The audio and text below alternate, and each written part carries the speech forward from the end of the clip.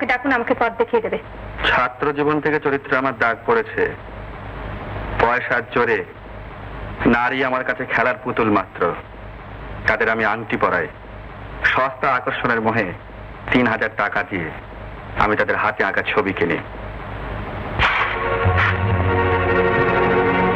তুমি জানো এই সময় বাড়িতে আমি একা থাকি।